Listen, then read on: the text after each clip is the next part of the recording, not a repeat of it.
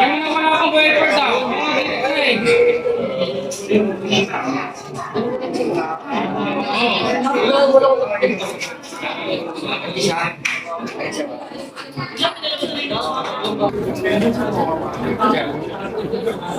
Ang sabi?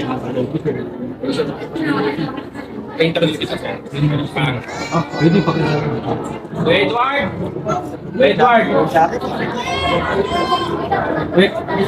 Edward! Teka lang, andito yung station commander ng uno kay Edward ha, si De Leon ha. Kakausapin ka ni Sir De Leon kay Edward ha. Kuya, si Bawi ito. Oh, ano problema natin? Ha? Hindi pag-usapan natin. O, alam mo namang matutulungan kita, di ba? Ha? Sige, patawag natin.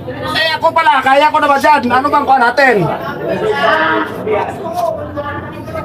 Basta mag-behave ka lang, patawag ko ha. Kuya.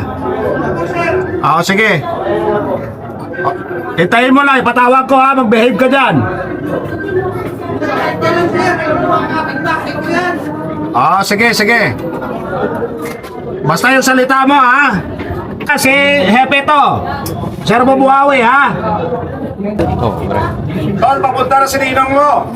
Tol, dito ka sa bitana, usap tayo dito. Ay, Dosong! Halika. Dito ka sa bitana lang. Para magkaintindihan tayo, para malaman natin. Pag-usapan naman natin yan, Tol. Lala mo naman ako eh. Yung mga anak mo naghihintay sa'yo. Sige na, Tol. Turing yan! Halika rito! Bakla yun!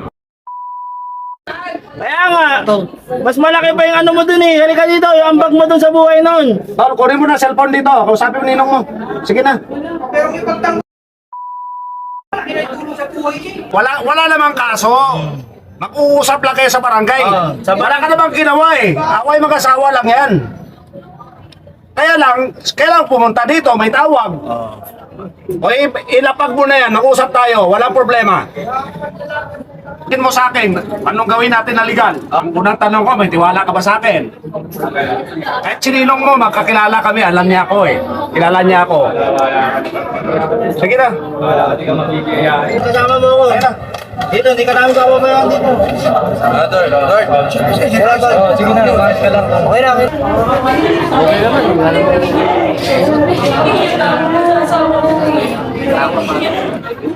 Ayun si Tata Jun oh. Ayun. Ayun si Tata Jun oh. Pinsan mo. Gina, ako na ano. Anong kita? Gina. Sinilong na yung tao. Ayun lang. Wala. Tama mo. Sama ka muna sa amin ha?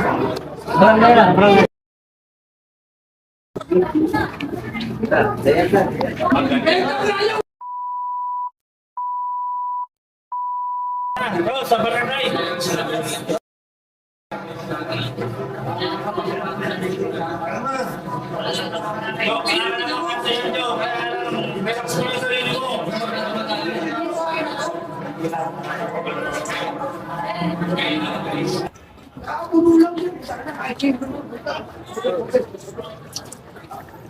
Sa publiko.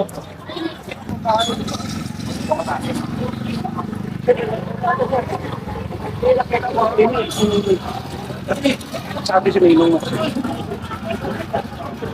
Ngayon, gusto ko kayong kausapin na dalawa para hindi na mag-responde ang pulis ulit dyan. O ikaw, ate, anong magiging solusyon para hindi na tayo magkagulo? Maghiwalay na lang po kami, sir. Maghihiwalay na lang kayo. Ikaw, kuya. Kulong ko din po siya, sir. Sige. Kung gano'n ang desisyon ninyo, pabalik tayo ng barangay, ha? Pagbalik tayo ng barangay, samahan ka namin, kayo. Para at least magpuan doon sa barangay. Magkasulatan na sila na mag-desisyon kayo, maghiwalay, para hindi na magkagulo. Pag hindi ninyo sinunod ko, nung usapan ninyo doon sa barangay, doon na tayo magkaso. May endorsement. Mag-endorse na ang barangay sa amin, magpapailan kayo ng kaso. Kasi kung mangyayari pa ulit yan, alam niyo yung kaso sa inyo, alam ko sa skandal. Kaya ko kayo pinadala dito para kayo ay kausapin.